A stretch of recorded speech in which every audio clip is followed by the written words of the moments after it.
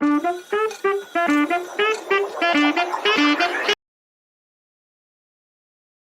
Guys, मैं Amit Kapoor commodity समाचार से।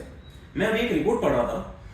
Gold the new reserve asset, price target $7,000 से $15,000 बाय 2030। मतलब $7,000 तक भी जा सकता है और मैक्सिमम अगर बात करें तो $15,000 भी गोल्ड का प्राइस हो सकता है। मतलब जो अभी लेवल चल रहा है, मिनिमम यहां से 3 फोल्ड्स और मैक्सिमम यहां से 6 फोल्ड और 7 फोल्ड तक जा सकता है बाय 2030।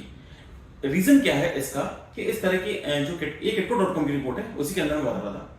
इसका रीजन क्या है कि जो प्राइस टारगेट है ये लोग इतना ज्यादा बड़ा चढ़ा के, पहले हमारे पास में एक रिपोर्ट आई थी जो मैंने कुछ टाइम पहले आपको, आज से शायद 6 महीने पहले प्रोवाइड करी थी कि गोल्ड का टारगेट $10,000 तक की बात कर रहे हैं। उसकी रीजन क्या है? सबसे पहले आप समझने की कोशिश करिए कि जो फेड ने इंटरेस्ट रेट कट करने की बात करी है वो सिर्फ एक बार करी है, वो भी शायद, मतलब इंटरेस्ट रेट तभी कम हो पाएगा जब तक इन्फ्लेशन कंट्रोल में नहीं आ रहा है। अगर इन्फ्लेशन कंट्रोल में नहीं आ रहा है तो एक फेड के लिए सबसे बड़ी प्रॉब्लमेटिक सिचुएशन है। ऑलमोस्ट ये लोग 1 साल से कंटिन्यू ट्राई कर रहे हैं कि इंटरेस्ट रेट कैसे तैसे कम हो सके, लेकिन जो इंटरेस्ट रेट है वो अभी भी 3% से ऊपर बना हुआ है और 3% से ऊपर का इंटरेस्ट रेट, सॉरी इन्फ्लेशन अभी भी इनके लिए सही नहीं है। अगर इन्फ्लेशन 3% से ऊपर है तो इनके लिए, फेड के लिए कोई भी इंटरेस्ट रेट को कम करना बहुत मुश्किल हो जाता है। बात करते हैं अगर 2% इन्फ्लेशन आ जाता है तो 2% इन्फ्लेशन आ जाता है तब जाके ये कटिंग करना स्टार्ट करेंगे इंटरेस्ट रेट की। लेकिन जो अभी कंडीशंस दिख रही हैं उस हिसाब से बिल्कुल भी पॉसिबल नहीं है कि ये रेट करने के लिए इस साल कोई भी उम्मीद जता रहे हैं। बात कर रहे हैं स्टेटमेंट की, फेड की, तो फेड ने कंटिन्यूसली एक चीज बोली है कि इकोनॉमी हमारी बहुत अच्छी चल रही है, लेकिन जो डेटा है वो प्रेडिक्ट कर रहे हैं कि आने वाले टाइम में रिसेशन जल्दी आएगा और एज सुन एज पॉसिबल हमको मंदी देखने को मिलेगी इन स्टॉक मार्केट्स। और आने वाले टाइम में हो सकता है कि बॉन्ड्स हैं और जो यूएस ट्रेजरीज हैं उसके अंदर भी हमें गिरावट देखने को मिल सकती है। ट्रेंड की बात करते हैं। सबसे पहले तो गोल्ड सिल्वर के हम लोग समझ लेते हैं कि ट्रेंड क्या है। उसके पहले थोड़ा सा हम लोग जानते हैं कि इस वीक में ट्रेडर्स ने पोजीशंस क्या बनाई हैं और इंटेंशंस क्या रहे हैं।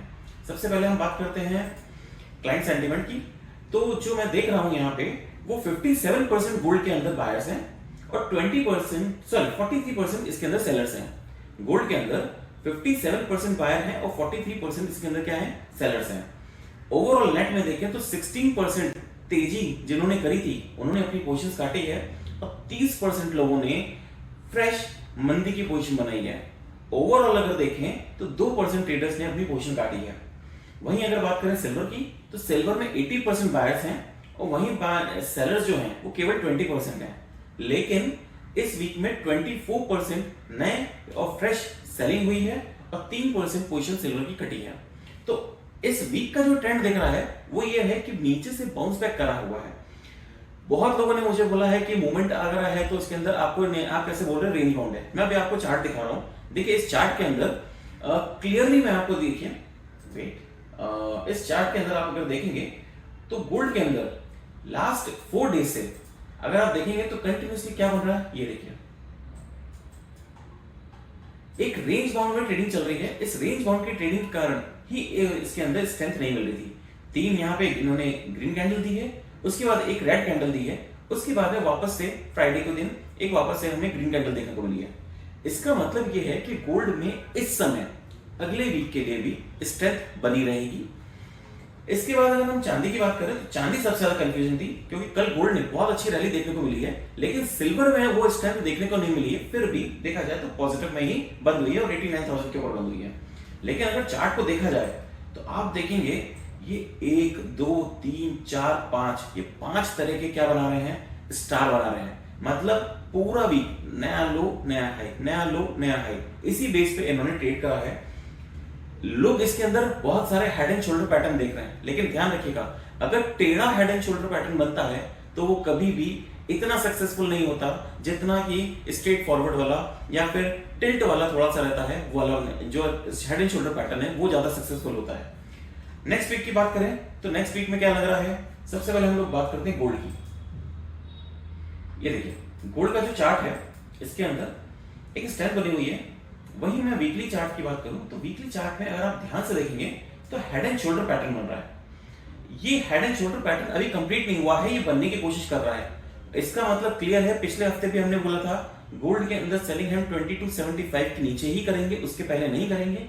2300 से 2275 का मेजर सपोर्ट जोन है। M6 में मैं कंटिन्यूअसली बोल रहा था 70,800 से लेकर 70,000 के बीच में मेजर सपोर्ट जोन है, लेकिन कोशिश उसने करी थी कि 70,800 के आसपास है, लेकिन 70,926 से वापस पलट गया और ऊपर में वापस हमें टारगेट देखने को मिला है।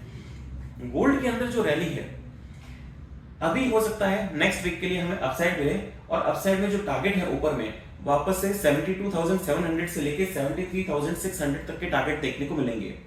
मैं मंदी की बात कर रहा हूं? नहीं, मंदी की बात हम कब करेंगे? केवल और केवल 70,000 के नीचे अगर M6 में ब्रेक करता है या फिर कॉमेक्स में $2275 ब्रेक करता है, तभी हम इसके अंदर नेगेटिव जोन में या फिर नेगेटिविटी गोल्ड के अंदर देखेंगे। नेक्स्ट वीक के लिए एक पॉजिटिव मोमेंटम रहने की उम्मीद है, और अगर आपको समवेयर अराउंड 71,600 71,500 के बीच में अगर मिलता है तो बाय करिए। स्टॉप लॉस जो हम लगा के रखेंगे वो रहेगा 70,600 का। इस समय 70,600 के नीचे का क्लोजिंग बेसिस का स्टॉप लॉस लगा के रखिए।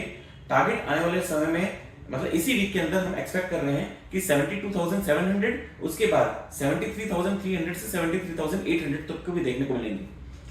याद रखिए फिर से, जो मेरा सबसे पुराना और अभी तक का रेजिस्टेंस जोन है वो बना हुआ है 74,500। अगर 74,500 को ब्रेक करता है तो फर्दर अपसाइड हम रैली देखेंगे। वहीं हम कॉमेक्स गोल्ड की बात कर लेते हैं। कॉमेक्स गोल्ड में वापस से एक रेंज चल रही है, सेम कंडीशंस हैं कि यहाँ पे सपोर्ट बना हुआ है 2275 का। जब तक 2275 को नहीं तोड़ता है तब तक हम उसके अंदर मंदी करके नहीं चलेंगे। गोल्ड के कॉमेक्स गोल्ड में 2345 का रेजिस्टेंस दिख रहा है। 2345 को अगर ब्रेक करता है तो फर्दर अपसाइड रैली हमें कहां तक देखने को मिलेगी? समवेयर अराउंड 2380, और उसके बाद मैक्सिमम अगर जाती है तो 2420 तक देखने को मिल सकती है।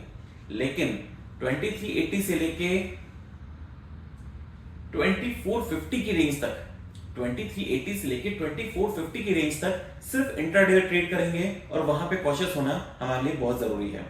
ओवरऑल ट्रेंड अगर देखा जाए तो अभी जिगजैग है, हो सकता है कि ये मंथ जो है वो जिगजैग में निकले, लेकिन अभी नेक्स्ट वीक के लिए हम पॉजिटिव बाइस बना के चलेंगे और जो टारगेट्स हैं ऊपर में चलेंगे।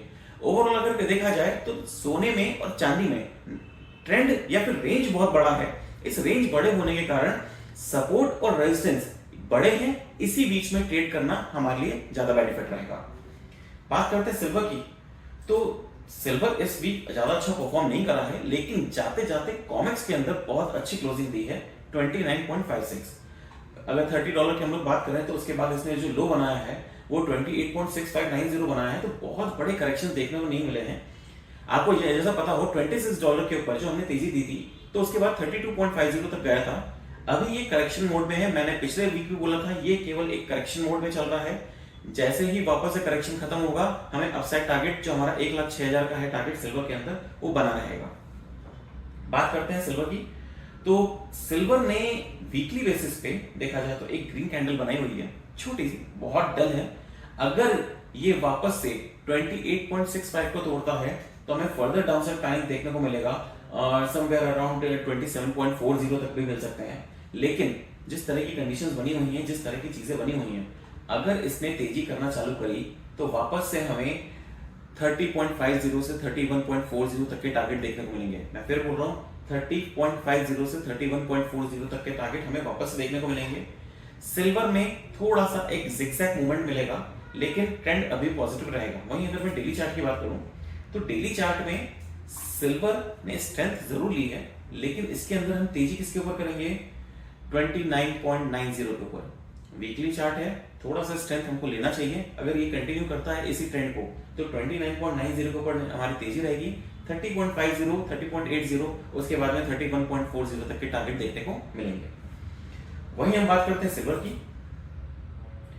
तो M6 सिल्वर थोड़ा सा अजीब लग रहा है। उसके रीजंस मैं आपको बता रहा हूं। अगर आप चार्ट देखेंगे तो मैंने अभी थोड़ी देर पहले बताया था आपको 1 2 3 4 5 ये जो 5 जो कैंडल्स हैं ये काफी डल कैंडल्स हैं। मूवमेंट आपको जरूर दिख रहे हैं। एक्चुअली क्या हो रहा है, 90,000 रुपए की चांदी है, अगर मैं उसका 1% लेता हूं तो 900 रुपए होता है।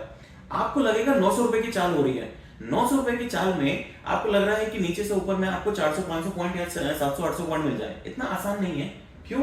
इसका आसान नहीं होने का रीजन ये है कि 90,000 में 1% का मूवमेंट अगर 900 है और उसकी दिन भर की चाल अगर 3% की भी हो रही है, ऊपर नीचे सब कुछ मिला के अगर 3% भी हो रही है, तो 2700 पॉइंट का मूव है।